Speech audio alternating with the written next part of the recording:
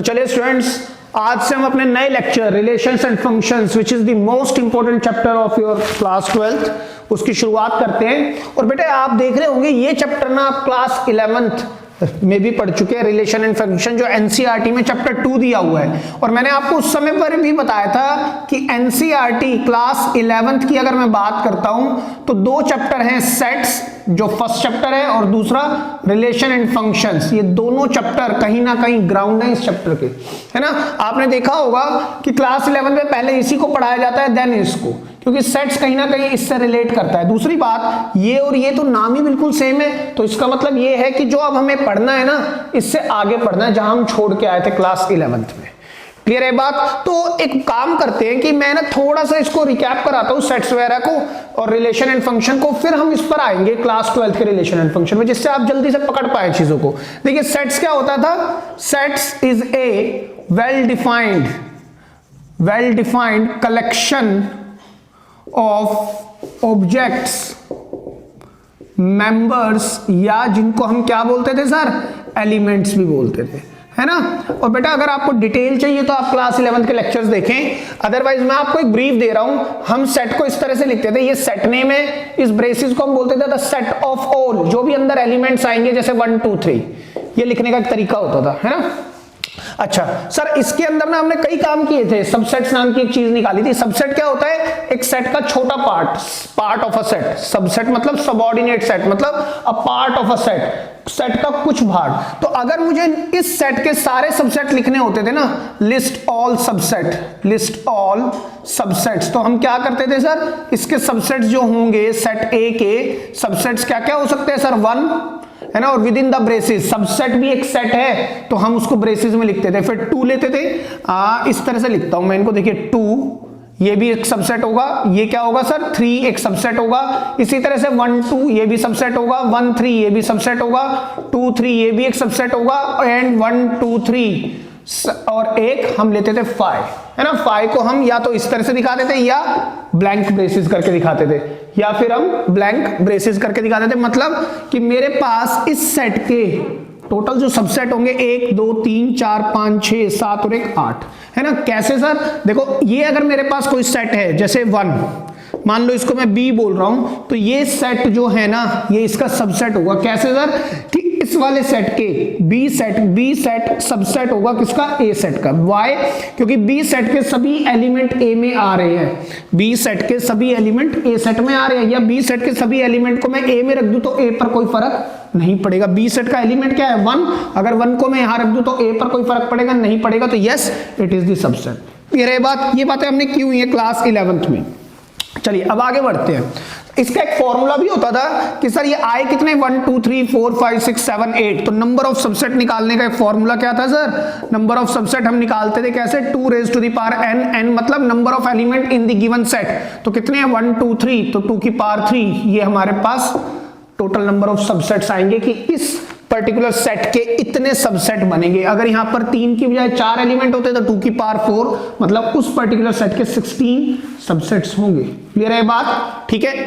अच्छा सर, इसके अलावा हमने कुछ और भी चीजें पढ़ी थी। ऑपरेशंस नाम की चीज पढ़ी थी जो मेन थी। ऑपरेशंस पर भी बात करते हैं। देखो ध्यान से, ऑपरेशन में हमने पढ़ा था नंबर 1 यूनियन, है ना। अगर मेरे पास एक सेट तो ये है और एक सेट और ले लेता हूं बी, ले लिया मैंने, मान लो 3 4, है ना। तो यूनियन क्या कहता था? ऐड करना। मतलब ए यूनियन बी क्या होगा सर? ए यूनियन बी होगा इन दोनों सेट के सभी एलिमेंट्स को ऐड करना है, 1 2 3 एंड 4, रिपीटिशन नॉट अलाउड, और ऑर्डर मैटर नहीं करता, आगे पीछे हो सकते हैं, ठीक है। तो इसको हम ए यूनियन बी बोलते थे। अगर मैं इसको उल्टा कर दूं, मतलब बी यूनियन ए निकालना चाहूं, तब भी सर वो यही आएगा। मतलब ये दोनों कॉम्यूटेटिव होते थे, मतलब यूनियन वाज कॉम्यूटेटिव, यूनियन जो था वो कॉम्यूटेटिव प्रॉपर्टी को सेटिस्फाई करता था। एक बात, ठीक है। दूसरी बात क्या है? इंटरसेक्शन में हम क्या करते थे सर? इंटरसेक्शन साइन लगाते थे ए इंटरसेक्शन बी का, है ना। ए इंटरसेक्शन बी, ए और बी का कॉमन। इंटरसेक्शन मतलब कॉमन क्या है? इन दोनों में कॉमन होता था, जैसे इसमें है 3, तो सर ए इंटरसेक्शन बी 3 है और यही बी इंटरसेक्शन ए है, तो ये भी कॉम्यूटेटिव प्रॉपर्टी को वेरीफाई करता है। क्लियर है, ये बात समझ में आ रही है ना। अच्छा, तीसरी बात हमने पढ़ी थी डिफरेंस। डिफरेंस मतलब a minus b. a minus b को हम कैसे पढ़ते थे, a सेट में से b के सभी एलिमेंट हटा दो, a सेट में से b के सभी एलिमेंट हटा दो। हटाओ, a में से हटाना है, a में से किनको हटाना है, b सेट के एलिमेंट। तो 3 4 को हटाओगे तो सर 3 हटाऊंगा तो a में बचेगा कौन, 1 2 है ना, और 4 सर 4 तो पहले से ही हटा हुआ है, तो अल्टीमेटली बचेगा क्या, 1 2। या तो आप इसको ऐसे पढ़ सकते हैं कि b सेट के सारे एलिमेंट a में से हटा दो, मतलब पीछे वाले सेट के सभी एलिमेंट a में से हटा दो, या दोनों के कॉमन एलिमेंट आगे वाले से हटा दो। इन दोनों का कॉमन एलिमेंट क्या है सर, 3 को आगे वाले से हटा दो तब भी a बचेगा। ठीक है, तो सर क्या ये भी कॉम्यूटेटिव होता था, आप चेक करो, b माइनस a हम कैसे लिखते थे। अब क्या बोलता है, पीछे वाले सेट के सभी एलिमेंट इसमें से हटा दो, पीछे वाले सेट के सभी एलिमेंट आगे वाले से हटा दो। पीछे वाले सेट के सभी एलिमेंट क्या है, 1 2 3, तो 1 2 तो ऑलरेडी हटा हुआ है, तो उसको क्या हटाना है, 3 हटा दो तो बचेगा क्या, 4। या फिर सर इन दोनों का कॉमन एलिमेंट क्या है, 3, उसको आगे वाले से हटा दो 4, तब भी यही आएगा। ठीक है, दोनों मेथड से हम, तो सर क्या ये कॉम्यूटेटिव है, नहीं, तो therefore we can say a minus b was never equal to b minus a। ये बात आपने याद रखनी है कि ये इक्वल नहीं होता है। फोर्थ, हम पढ़ते थे डिसजॉइंट सेट्स, राइट, याद आ रहा है कुछ, डिसजॉइंट सेट भी हमने पढ़ा हुआ है। डिसजॉइंट सेट्स क्या कहते थे, जब a इंटरसेक्शन b कुछ भी नहीं होगा, कुछ कॉमन नहीं होगा। फॉर एग्जाम्पल c मैंने एक सेट लिया 6, तो आप देखिए b इंटरसेक्शन c या c इंटरसेक्शन b, c और b में कुछ कॉमन है, नहीं है, तो मतलब ये डिसजॉइंट सेट है, जुड़े हुए नहीं है, डिसजॉइंट, अलग अलग हैं। अगर कुछ कॉमन होगा, जैसे यहां पर कुछ कॉमन है a और b में, तो a और b में कुछ कॉमन है, तो ये जुड़े हुए हैं, इनमें चेन जुड़ी हुई है, इनमें चेन नहीं जुड़ी हुई है। क्लियर है ये बात। तो ये सारी बातें हमने वहां पर सीखी थी सेट्स के अंदर, है ना। तो आपने देखा कि सर हमने सेट्स में प्लस सीख लिया और माइनस भी सीख लिया, तो जब हम किस पर आए, रिलेशन एंड फंक्शन पर, तब हम सीखेंगे क्या, मल्टीप्लिकेशन। एक बात और बेटा, हमने सेट्स में सब सीखा क्या, मतलब क्या हुआ इस बात का, सेट में हमने सीखा ये कि किन्हीं भी दो सेट्स को हम कैसे ऐड या माइनस कर सकते हैं, है ना। हमने क्या सीखा कि अगर मेरे पास कोई भी दो सेट दे दे, कोई वेल डिफाइंड दो सेट हैं, तो उनको मैं किस तरह से प्लस या माइनस कर सकता हूं।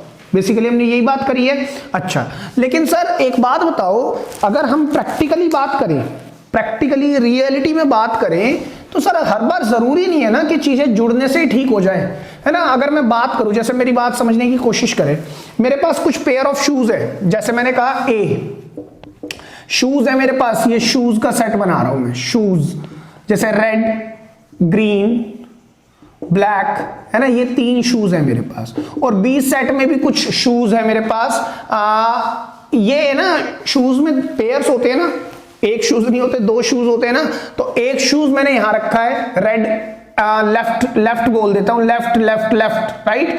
और अगर मैं इसी की बात करूं, रेड, ग्रीन एंड ब्लैक, इसमें भी शूज हैं, लेकिन उसमें राइट वाला पेयर है, क्लियर है बात। तो सर अगर मैं इनका यूनियन निकाल दूं, यूनियन क्या कहेगा, इनको जोड़ दो, यूनियन क्या कहेगा, इनको जोड़ दो, मतलब रेड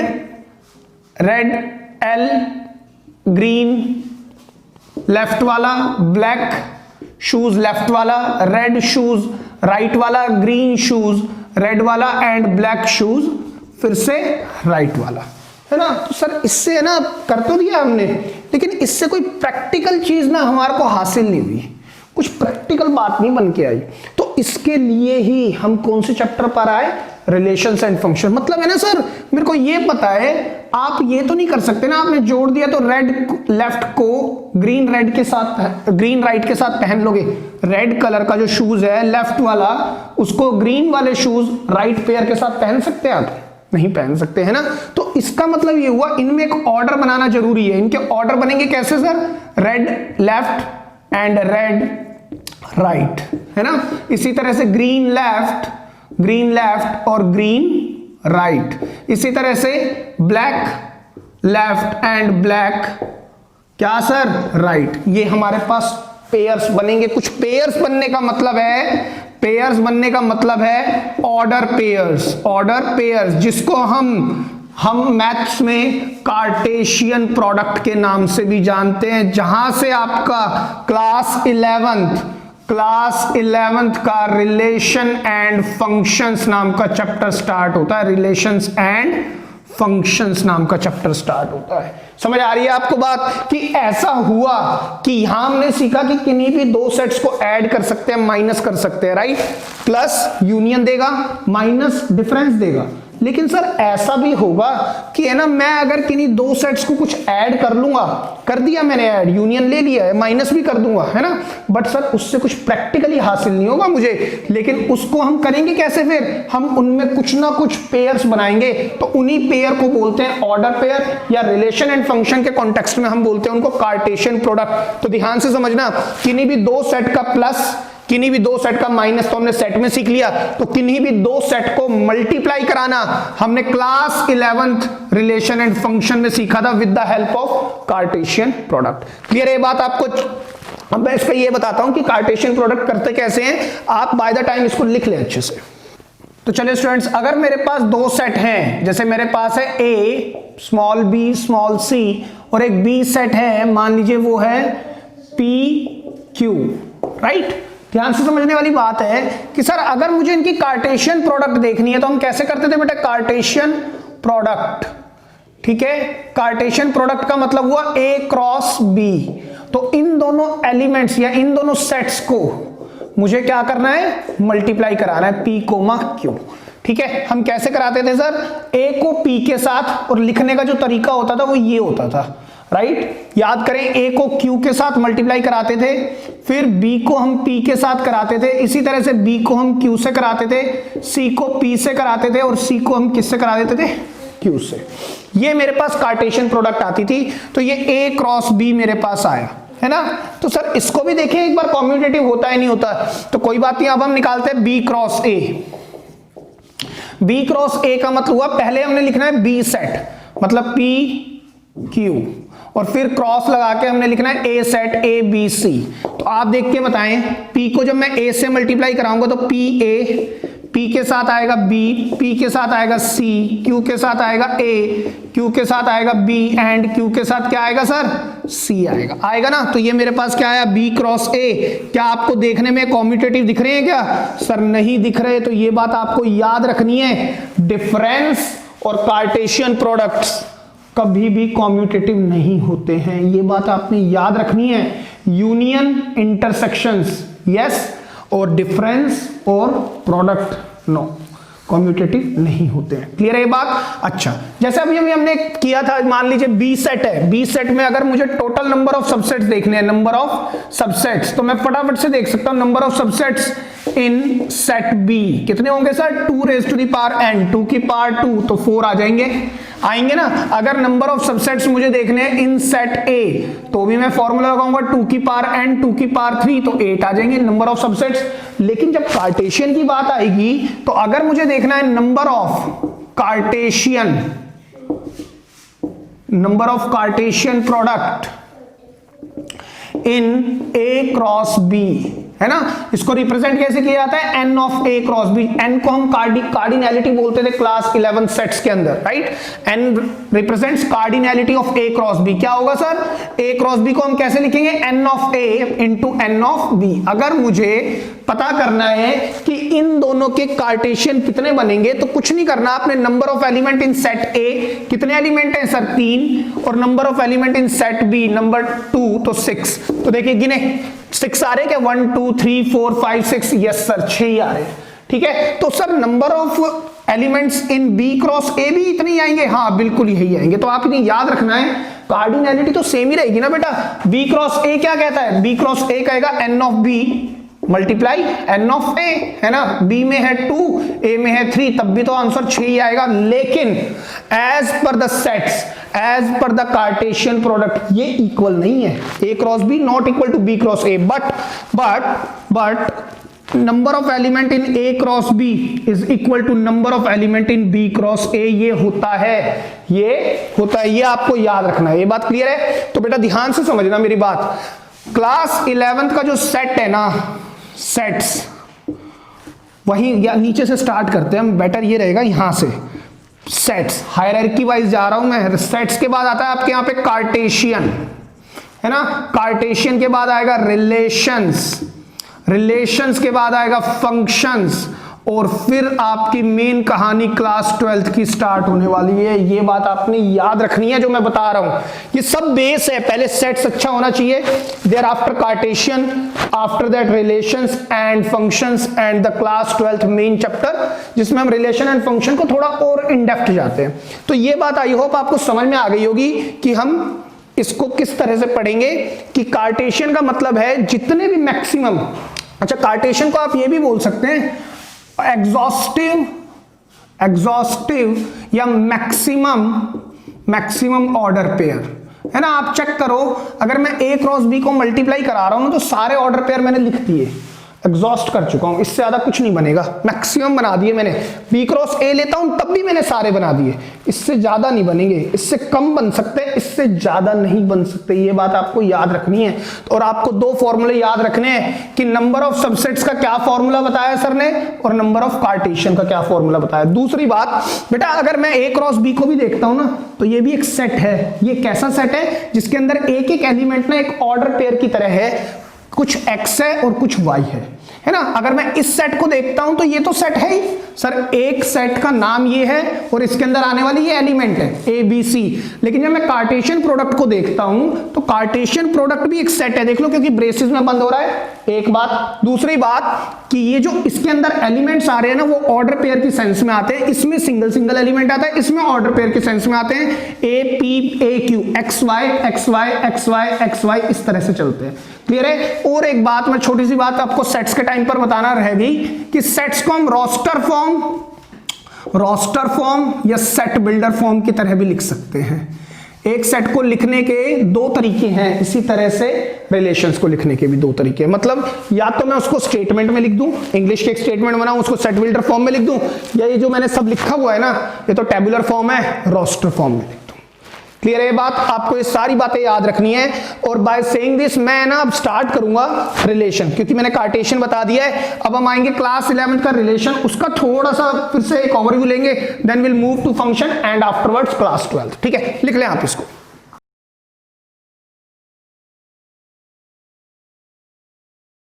तो चलिए स्टूडेंट्स, मैंने टॉपिक रखा है इस बार रिलेशंस, राइट। मेरे पास दो सेट है A और B। अगर मेरे पास दो सेट हैं और इन पर काम करना है तो मैं पेयर्स तो बना ही सकता हूं ना। तो मैं सबसे पहले इनका कार्टेशियन प्रोडक्ट लिखता हूं, A क्रॉस B। आप जानते हैं नंबर ऑफ एलिमेंट्स कितने आने वाले हैं सर? 9 आएंगे। क्यों? Number of elements in set A into number of elements in set B। तो चाहे आप A क्रॉस B लो या B क्रॉस A लो, तो टोटल एलिमेंट्स या टोटल ऑर्डर पेयर्स 9 बनने वाले, 9, है ना। तो सर हम बनाते हैं A cross B। A cross B क्या बनेगा? 1 को 4 से मल्टीप्लाई कराओगे तो 1 4। लिखने का तरीका यही रहता है सेट्स के अंदर, 1 को 5 से और 1 के साथ 6 आएगा। सेम वे 2 के साथ जो ऑर्डर पेयर बनेगा 4, 2 के साथ ही बनेगा 5, 2 के साथ 6, 3 के साथ 4, 3 के साथ क्या आएगा सर? 5, और लास्ट में 3 के साथ क्या आएगा? 6।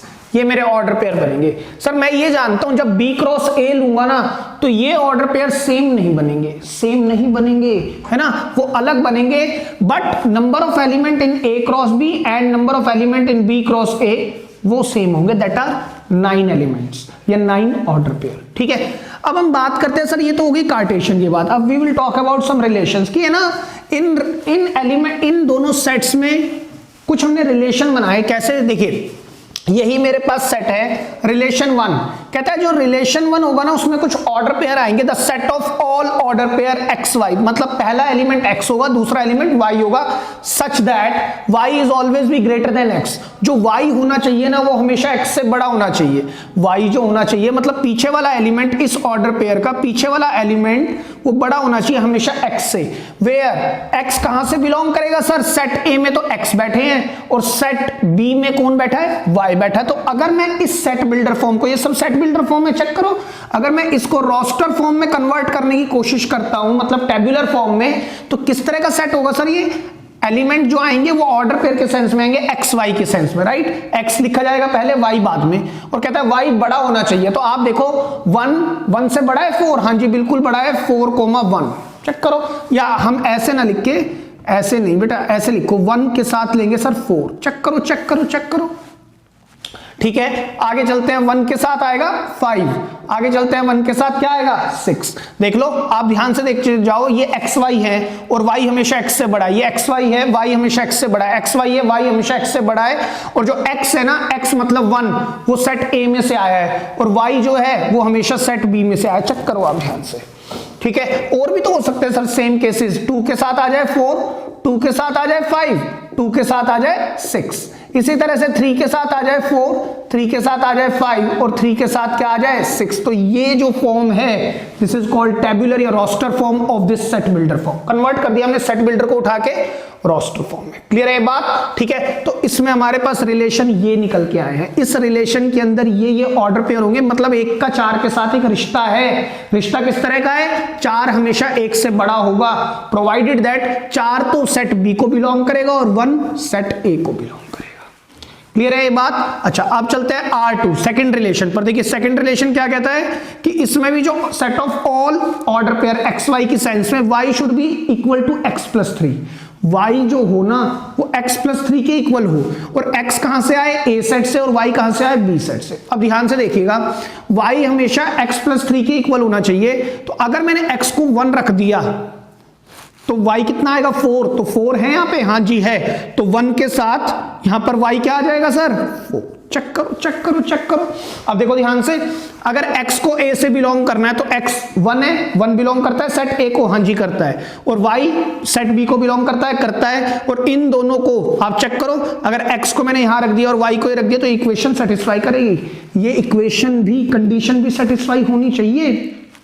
ठीक है, अब मैंने अगर यहां पर 1 की जगह पर x को 2 रखा, तो x के साथ 2 रखते ही y क्या देगा सर 5। देख लो, जो ये पहले वाला एलिमेंट है ये तो सेट A का है और दूसरे वाला एलिमेंट सेट B का है। इसी तरह से अगर मैंने 3 रख दिया तो y आएगा 6। बस यही ऑर्डर पेयर बनेंगे इस रिलेशन में। क्लियर है, बात आपको अच्छे से समझ में आ रही है। आगे बढ़ते हैं, मैंने कहा रिलेशन नंबर 3, ठीक है। रिलेशन 3 में भी किस तरह के ऑर्डर पेयर आने, एक्स वाई के सेंस के, और इस बार उसने कहा कि यहां पर x+4, यहां x+3 था, x+4 y होना चाहिए equal to x+4। x belong करता है सेट A को और y बिलोंग करता है फिर से सेट B को। अगर मैंने x को 1 रखा तो क्या 1 बिलोंग करता है सेट A को, हाँ जी, तो y क्या निकल के आएगा 5। तो सर 5 बिलोंग करना चाहिए सेट B को, करता है तभी मैं लिख सकता हूं। सेम भी अगर मैंने 2 रख दिया तो 6। हाँ सर, x को तो 3 भी रख सकते हो, 3 तो रख सकते हैं, लेकिन निकल के क्या आएगा 3+4 7। क्या 7 बिलोंग करता है सेट B को, नहीं करता ना, तो ये वाला सेट नहीं लिखा जाए, ये ऑर्डर पेयर नहीं आएगा इस केस में। क्लियर है, ये बात समझ में आ रही है। अच्छा आगे चलते हैं, R4 एक और रिलेशन देखा हमने, कहता है x should be greater then y, x क्या होना चाहिए y से बड़ा। तो आप सोच के बताओ, जो ऑर्डर पेयर बनेंगे ना x y से बड़ा होना चाहिए, और x A को बिलोंग करता है और y B सेट को बिलोंग करता है। पहले वाला element of the order pair belong to set A और दूसरे वाला element belong to set B। तो x बड़ा होना चाहिए y से। 1 बड़ा है 4 से, नहीं। 2 बड़ा है 4 से, 5 6 तो छोड़ो, 3 बड़ा है 4 से, नहीं। तो सर ये तो एम्प्टी सेट होगा, एम्प्टी सेट और नल फाइ सेट होगा।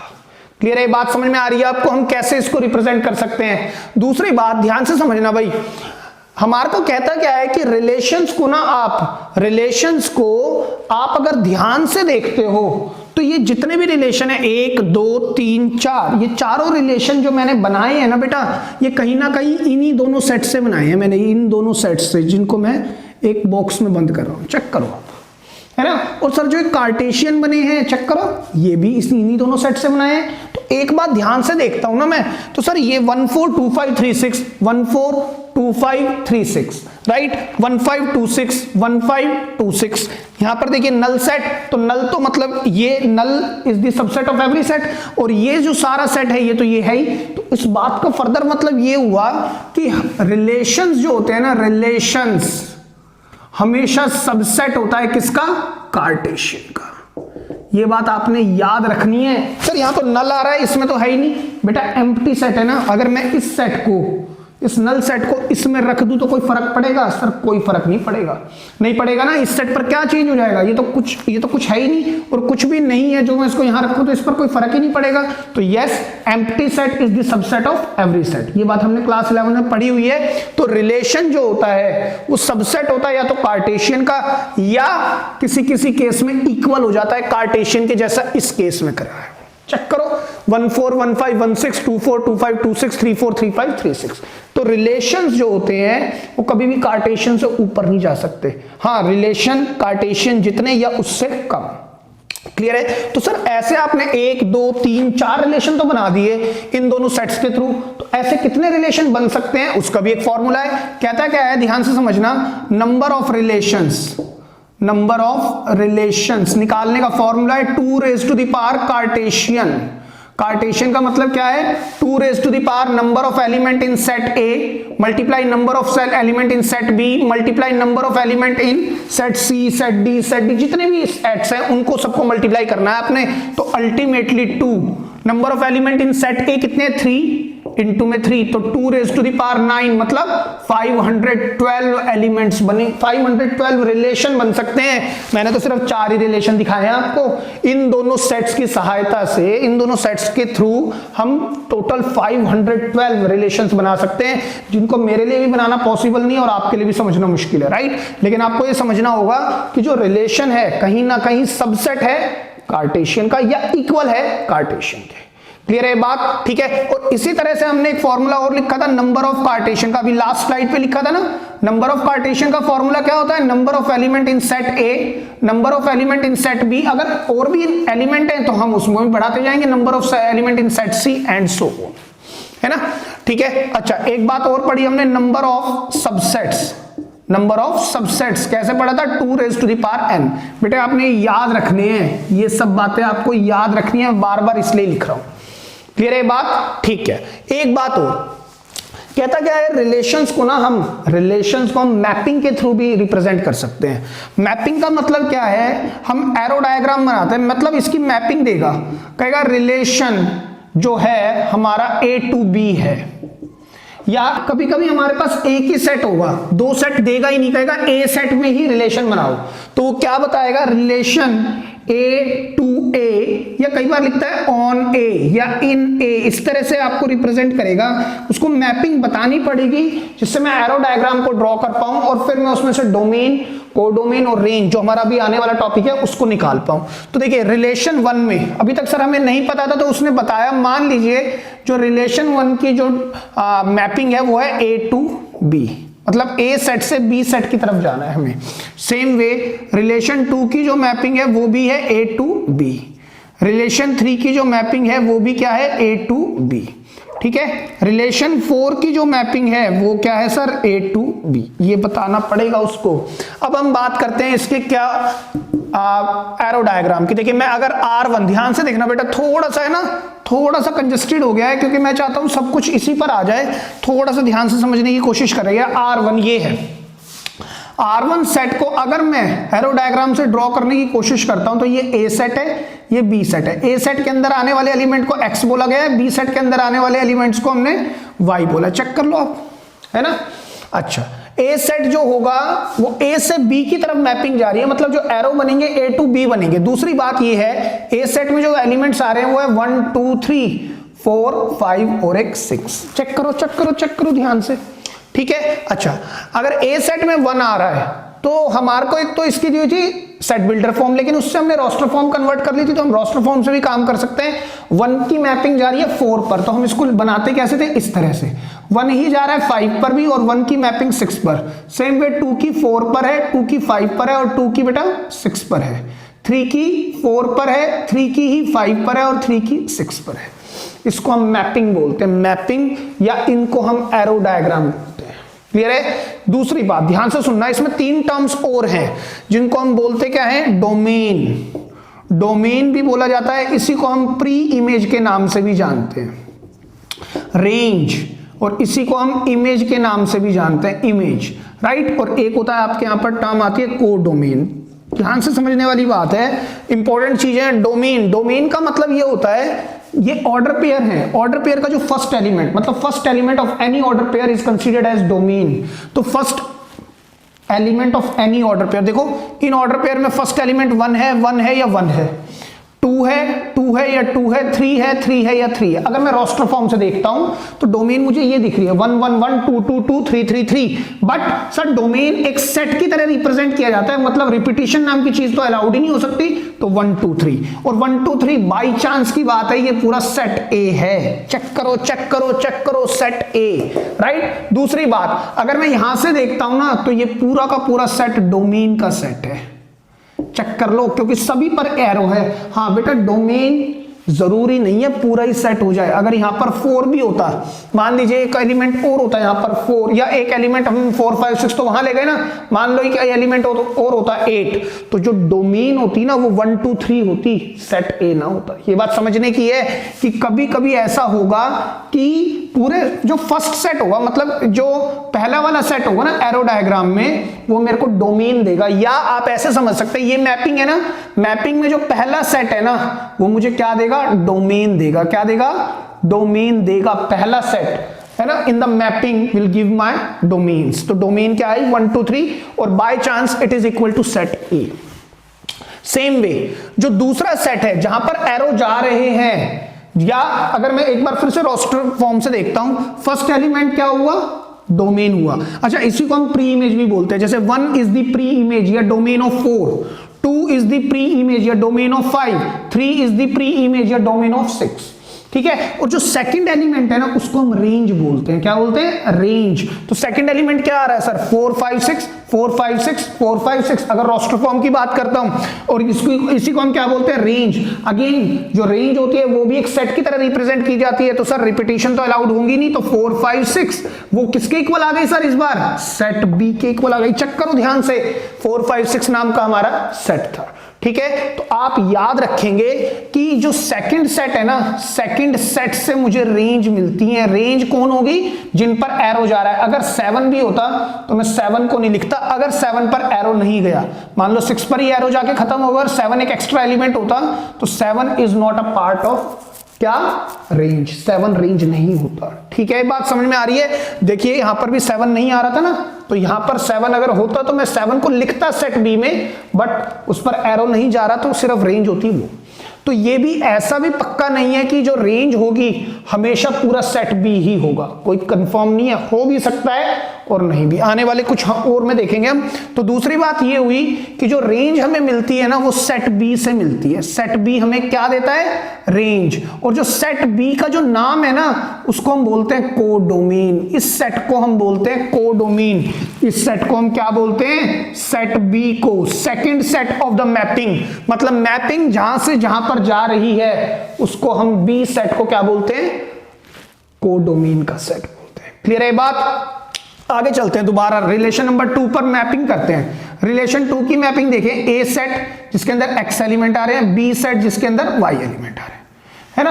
अब देखिए ध्यान से, यहां 1 2 3 4 5 और 6। 1 की मैपिंग 4 के साथ है सर, हाँ 2 की 5 के साथ है और 3 की 6 के साथ है। तो अब फिर से वही बात आई सर, जो सेट ए है ना, जो सेट ए है वो डोमेन का ही सेट है। 1 2 3 क्या है, 1 2 3 डोमेन है ऑर्डर पेयर के, तो 1 2 3 मैंने लिखा हुआ है और 1 2 3 ही हमारा डोमेन का सेट है। तो इस मैपिंग में ए सेट मेरा एक तरह से डोमेन का ही सेट बन गया।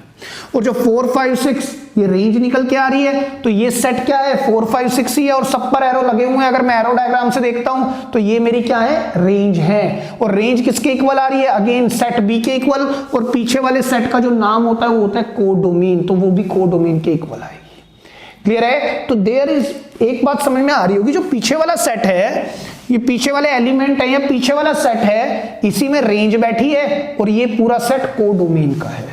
तो रेंज और कोडोमेन एक ही सेट से आ रही है। हाँ बिल्कुल क्लियर है बात। आगे चलते हैं, इस वाले की बात करते हैं। एरो डायग्राम फिर बनाया मैंने।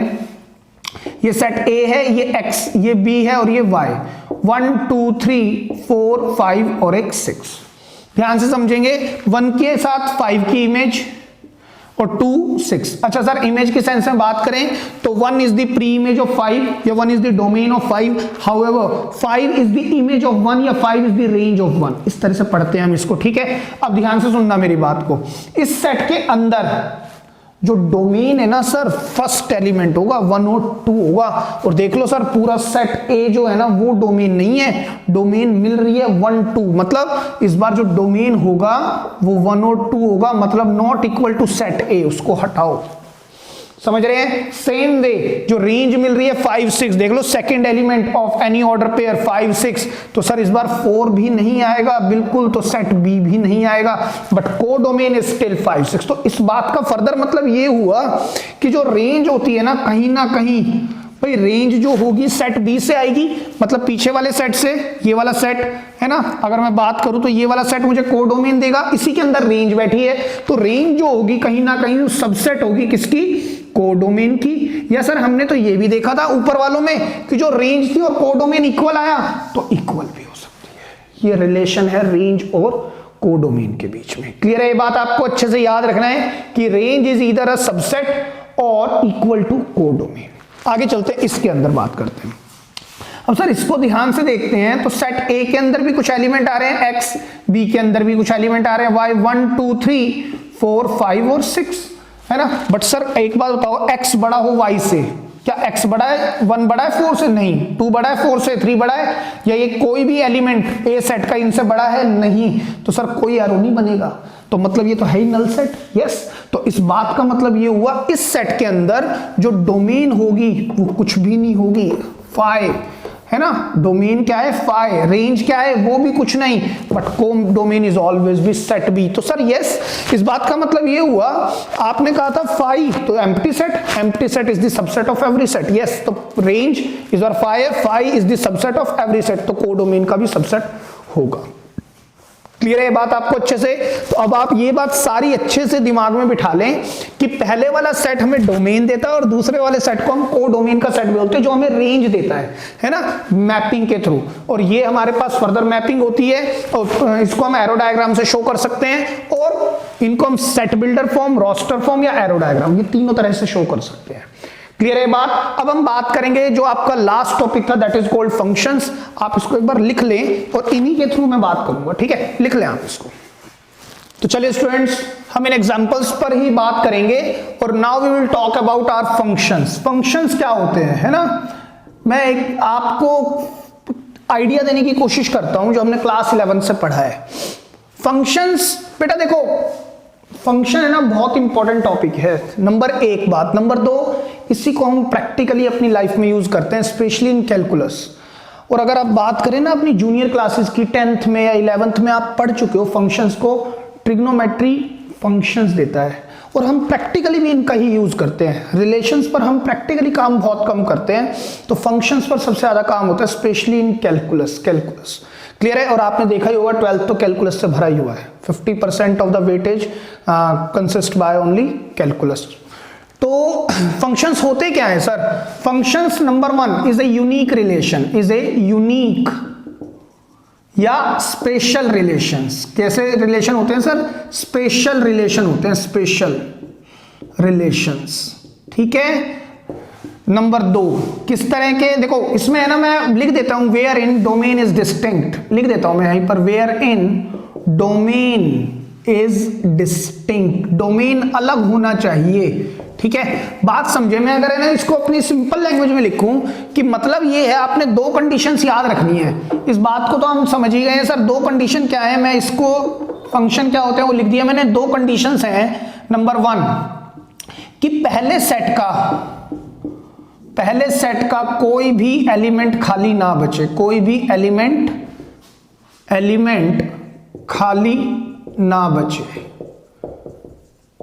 ठीक है। एक बात, 2 कंडीशन है बस इसकी। नंबर 2, दूसरे सेट और हर एलिमेंट की, इस तरह लिख लें आप, और यहां और करके लिखता हूं, और हिंदी वाला, और हर एलिमेंट की एक ही इमेज हो, इमेज का मतलब समझ रहे हैं ना, रेंज, है ना। मतलब पहले सेट का कोई भी एलिमेंट खाली ना बचे और हर एलिमेंट की एक ही इमेज हो, एक ही रेंज हो या सिंगल इमेज हो। समझ रहे हैं आप बात? तो सर इनको ना 1 मिनट में इसी तरफ से, ये जो मैंने रिलेशंस लिखे थे ना, इसी से समझने की कोशिश करते हैं। Function is a unique relation, special relation where in domain is always with distinct, और पहले सेट का कोई एलिमेंट खाली ना बचे। दूसरी बात, हर एलिमेंट की केवल और केवल एक ही इमेज हो, है ना, हर एलिमेंट की एक ही रेंज हो। या मैं ये कह सकता हूं, अगर मैं इस सेट को क्वेश्चन बोल दूं तो हर एलिमेंट के क्वेश्चन का एक ही उत्तर हो, एक ही आंसर हो। आप ऐसे जैसे मर्जी समझे, लेकिन समझना पड़ेगा। देखो क्या बोल रहा हूं मैं, अगर मैं पहले रोस्टर फॉर्म को पकड़ता हूं तो आप देख के बताना, स्पेशल रिलेशन, फंक्शन क्या होते हैं? स्पेशल रिलेशन, मतलब होते तो रिलेशन ही है, लेकिन कुछ स्पेशल रिलेशन होते हैं जहां पर डोमेन डिस्टिंक्ट होता है। अगर मैं इस तरह से देख रहा हूं ना सेट रोस्टर फॉर्म में, तो बहुत बढ़िया है, आप इसी से काम कर सकते हैं। लेकिन बेटा 12th क्लास में ना आपको इनका यूज करना पड़ेगा, क्योंकि ज्यादातर काम हम सेट बिल्डर फॉर्म के थ्रू को एरो डायग्राम के थ्रू भी करते हैं, तो काफी काम हम एरो डायग्राम के थ्रू करते हैं, तो हमें ये डेफिनेशन याद रखनी पड़ती है। क्लियर है? तो अगर मैं रोस्टर फॉर्म की बात करता हूं तो देखो 1 यहां पर आ गया, 4 यहां पर आ गया। मैंने क्या कहा? स्पेशल रिलेशन होते हैं फंक्शन जहां पर डोमेन अलग होनी चाहिए। अगर 1 के साथ 4 आ गया तो 1 के साथ 1 दोबारा आना नहीं चाहिए। देख लो 1 दोबारा आ रहा है क्या? सर देखो यहां 1 आ गया, डोमेन आ गई 1, दोबारा डोमेन 1 आ गई। तो ये जो पहले वाला रिलेशन है ना, वो फंक्शन नहीं है, it is just a relation, it is an ordinary relation, it is not a special relation जिसको मैं फंक्शन बोल सकूं। क्लियर है बात? अच्छा, दूसरी बात अगर मैं इसके एरो डायग्राम से दिखाता हूं आपको, तो एरो डायग्राम क्या कहता है? यहां पर है 1 2 3 4 5 6। मैं काम करता हूं, मैं इधर बनाता हूं इसका 1 1 2 3 4 5 6। ये रिलेशन 1 लिया मैंने। रिलेशन 1 में ए सेट है जिसके अंदर एक्स एलिमेंट है, बी सेट है, वाई एलिमेंट है। अब ध्यान से देखना, 1 की इमेज है 4, है ना, 1 की इमेज 4 जा रही है, और 1 की इमेज 5 भी जा रही है ना, और 1 की इमेज 6 भी जा रही है। 2 की 4 जा रही है, 2 की 5 भी जा रही है, 2 की 6 भी जा रही है। 3 के साथ 4 आ रहा है, हाँ 3 के साथ 5 भी आ रहा है सर, 3 के साथ 6 भी तो आ रहा है ना। अब देखो इसकी डेफिनेशन ये पढ़ते हैं, पहले सेट का कोई भी एलिमेंट खाली ना बचे। क्या कोई एलिमेंट खाली बचा है? नहीं सर, सबकी कोई ना कोई इमेज है, लेकिन हर एलिमेंट की एक ही इमेज होनी चाहिए। 1 की 4 भी इमेज है और 1 की 5 भी। तो ये जो है ना, ये फंक्शन नहीं है, ये रिलेशन है, सिर्फ और सिर्फ रिलेशन है। क्लियर हो रही है आपको बात? आगे बढ़ते हैं, अगले सेट पर आते हैं। तो सर अगर मैं अगले को देखता हूं 1 4 2 5 3 6, 1 4 2 5 3 6, तो इनकी इमेज कुछ इस तरह है। ये ए सेट है एक्स, ये बी सेट है और ये है वाई। क्लियर हो रही है आपको बात? अब देखो दोबारा से समझने की कोशिश करेंगे। ये जो रिलेशन है y is equal to x plus 3, इसकी मैंने रोस्टर फॉर्म ये बनाई। पहली वाली डेफिनेशन देखो, is a special relation where in domain is always be distinct. Domain अलग होनी चाहिए। देखना डोमेन अलग है क्या हर बार? सर है तो सही, तो yes it is a function. ये रिलेशन नहीं है, ये रिलेशन नहीं है, ये क्या है? फंक्शन है। एक बात। दूसरी बात, अगर ये फंक्शन है ना, सेकंड वाला अगर फंक्शन है तो इस पर रिलेशन नहीं लिखा जाएगा सर। ये इसको आप इसको चेंज करके कैसे लिखोगे? ये फंक्शन होगा और इसकी मैपिंग जा रही है A टू B। दूसरी बात, ये भी R नहीं रहेगा, यहां पर भी F आएगा और यहां पर भी F आएगा, फंक्शन दिखाया जाएगा। ये क्लियर है? और एक बात है, हाँ आपने देखा होगा, पढ़ा होगा, जब जब रिलेशन होता है तो हम X और Y लेते हैं, जब जब फंक्शन होता है तो Y equal to f of x. तो आप इसको b of function of x, f of x का मतलब फंक्शन ऑफ एक्स, वाई को आप एफ एक्स से रिप्लेस कर देते हैं जब फंक्शंस की बात करते हैं। क्लियर है बात? और बेटा इसमें एक बात और है, आपने याद रखना है, जब आप बोलते हैं ना पहले सेट का कोई एलिमेंट खाली ना बचे, है ना, तो सर मेरे को इससे तो समझ में आ गया, लेकिन अगर मैं खाली ये डेफिनेशन देखता हूं तो ये कंप्लीट नहीं है अपने आप में। It is a unique relation where in domain is distinct. Sir domain तो डिस्टिंक्ट है, लेकिन पहले सेट के सभी एलिमेंट का सभी एलिमेंट काम करने चाहिए। 1 2 3 आ रहे हैं, 1 2 3, है ना। चलो मैं इस बात को अगले उससे समझाता हूं। देखो मैं क्या कहने की कोशिश कर रहा हूं, यहां पर देखने की कोशिश करें, क्या ये फंक्शन है? बच्चे कहेंगे सर 1 और 2 अलग अलग है ना। हाँ है, तो सर ये तो फंक्शन हो गया, बिल्कुल ठीक है। बट ध्यान से देखना, अगर मैं इसको दोबारा से इसकी इमेज, ये इसका एरो डायग्राम ये रहा, है ना, देखना इस वाले सेट में सारे के सारे एलिमेंट, कोई खाली बचा है? हाँ जी बचा है, 3 बचा है ना, तो पहली कंडीशन फुलफिल नहीं हो रही, तो ये फंक्शन नहीं है। तो यहां पर सर चाहे डोमेन डिस्टिंक्ट आ रही है, लेकिन कोई खाली नहीं बचना चाहिए, मतलब सभी एलिमेंट यूज होने चाहिए पहले सेट के। क्या यूज हुए? नहीं हुए। यहां हुए? हाँ हुए, तो ये फंक्शन है और सबकी एक एक इमेज है, तो ठीक है।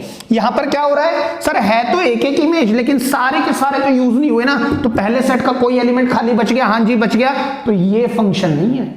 दूसरी बात, हर एक की सिंगल इमेज हो, सर हर एक की सिंगल इमेज तो है, 3 की तो कोई इमेज ही नहीं है, तो सर ये it is just a relation. ये बात क्लियर हुई है नहीं हुई, पहले ये बताएं। क्लियर है? ये बात आपको याद रखनी है कि पहले सेट का कोई एलिमेंट खाली नहीं बचना चाहिए और हर एक की एक ही इमेज हो। देख लो, हर एक की एक इमेज है। दूसरी बात, पहले सेट का कोई एलिमेंट खाली नहीं बचा था लेकिन हर एक की सिंगल इमेज नहीं थी, एक इमेज नहीं थी, 1 की 4 भी थी, 5 भी थी और 6 भी थी। ये फंक्शन नहीं है, ये रिलेशन है। यहां पर क्या हुआ, हर एक की सिंगल इमेज तो है लेकिन सर हर एक की नहीं है, कुछ की सिंगल इमेज है, 1 और 2 की है, हर एक की बोला मैंने। पहले सेट का कोई भी एलिमेंट खाली नहीं बचना चाहिए, पहले सेट का कोई भी एलिमेंट खाली नहीं बचना चाहिए। क्लियर है? तो ये भी एक रिलेशन ही रहेगा। अच्छा मैं इसकी बात करता हूं तो सर इसमें तो सारे ही खाली बच गए, इसमें तो एक भी नहीं बना, तो ये भी एक रिलेशन ही रहेगा। क्लियर हो रही है आपको बात? तो इस बात का फर्दर मतलब ये हुआ कि सर कहीं ना कहीं फंक्शन भी या तो रिलेशन के अंदर बैठे हैं या फंक्शन रिलेशन के इक्वल हो सकता है। ये आपने इंपॉर्टेंट रिलेशन है, आपने याद रखना है। क्या बोला मैंने?